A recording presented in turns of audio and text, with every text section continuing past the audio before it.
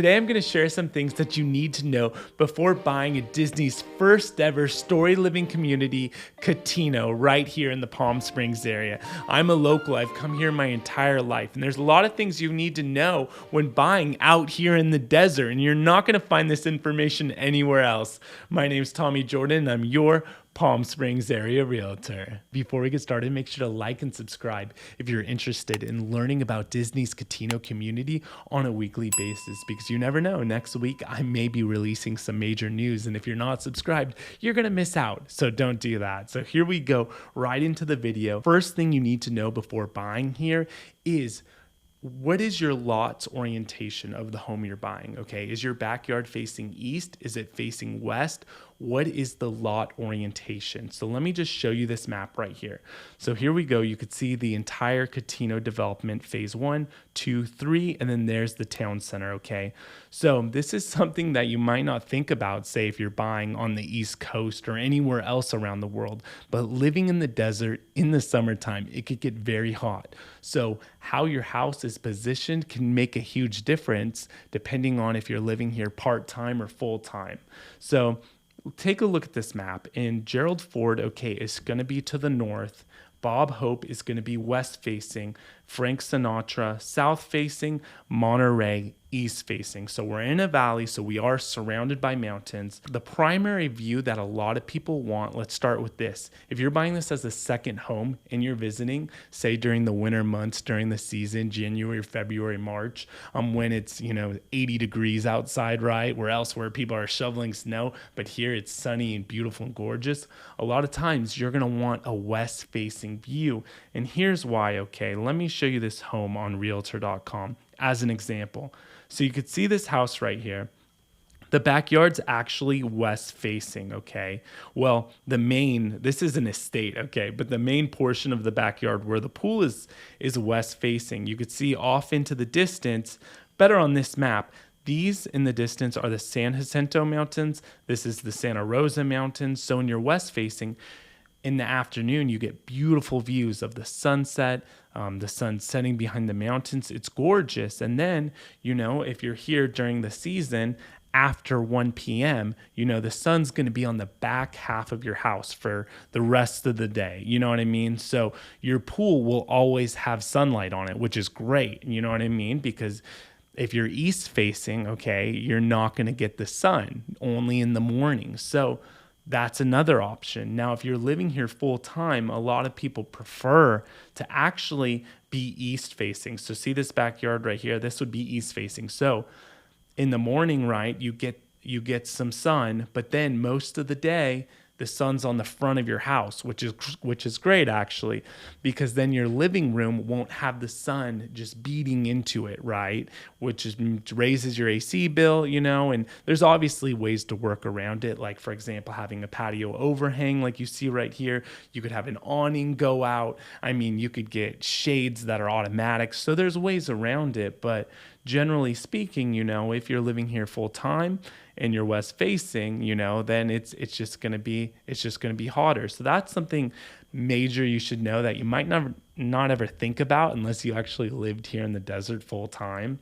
Another thing is, if you have the house north facing, say if this backyard was north facing, well, that's great, because then in the morning the sun rises in the east and would be over that backyard and over the top of the house, and then sunset, you would get a little sun coming into the backyard, but it wouldn't be so direct. So north and south facing are also great point of views, I guess, if you want us to call it that, a great vantage point, as well, to avoid the sun so directly, like if you're west facing. So, I think if you or even east facing, depending on where you are in the community, you could also get beautiful views, because there's going to be, a 24-acre lagoon, so there's pros and cons to everything.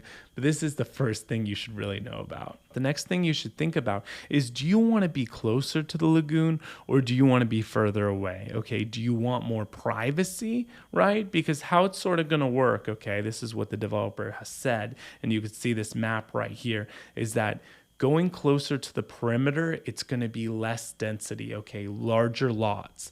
And then going, closer into the lagoon, it's going to be higher density lots. So also by the lagoon, that's where the clubhouse will be. You see the Par House will be there, from The Incredibles, right? There's going to be, pickleball, tennis courts. Also, you're going to have this town center over here, right? Where it's going to be 175,000 square feet of restaurants and retail, shopping, dining, all of that. So where do you want to be in the community? Do you want to be closer to the action, or do you want to be further away?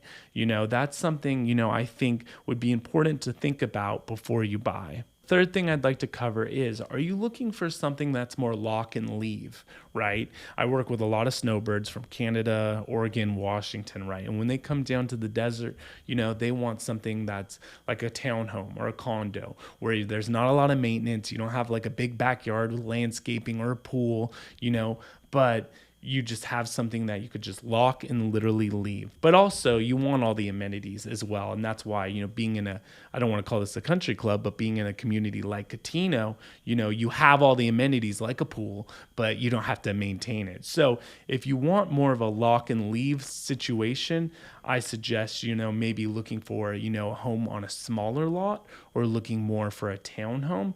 But if you're thinking, hey, I'm looking to enjoy this place with my family and friends, then I would suggest maybe buying one of the larger lots, over here on the perimeter, because these larger lots, they're going to have casitas. They're going to have, 4 bedrooms plus. There's going to be a lot more room for your children or your family and friends to visit than if you buy something closer to the town center. Yeah, you might have a little more upkeep, but you could always do desert scaping in the backyard where, you just find a lot of drought tolerant plants that don't need a lot of water. So then you don't have to deal with, having grass that you have to reseed and mow. So you have a lot of different options, but that's something else that I think it's very important. Why are you buying here? What are your goals? Are you looking to retire here in the 55 plus community? Or are you looking for a vacation home? Or if you're, full-time living here, then maybe you're going to want something a little bigger because you're going to be here all year long. See, if you're only visiting here seasonally, then you're not going to need such a big house. Unless you want that. But, if you're here just part-time, having smaller square footage, you might not mind it compared to this being your primary residence. So all these things are different things to think about. Before we move into the last point, if you're interested in buying a Disney's Cotino community or anywhere else in the valley, or even looking to sell, my contact information is below. I would love to help you. I'm literally helping people every single day from YouTube. So the next thing that I would like to cover with you is, do you have your financing in place? Because once these homes become available, right, each phase, they're going to sell quick, okay? Disney is a global brand. People are going to be coming from all over the world for these homes. So I would see if Disney, Cotino, right, if any of the builders they're using have their own financing, right, you might get different incentives by using the builder's lender versus using your own.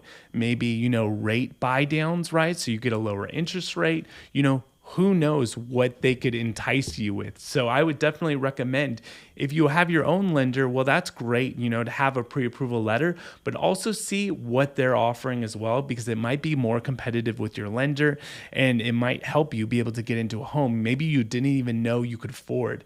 And the next thing I would mention is, if you have cash, make sure it's liquid, or make sure, you have money regardless if you're financing, with a loan or paying cash.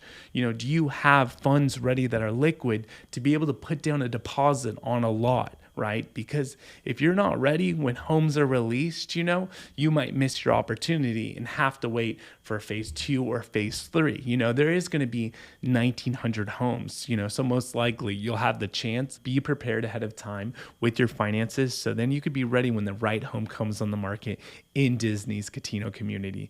By the way, I wanted to let you know I have an exclusive Disney Cotino mailing list. So sign up for that if you want just exclusive updates on Cotino, when new phases are being released, all the things you might not even see on my YouTube channel. Thank you so much for watching. If you'd like to work with me, my contact information is below. Don't forget to like and subscribe, and have a great day.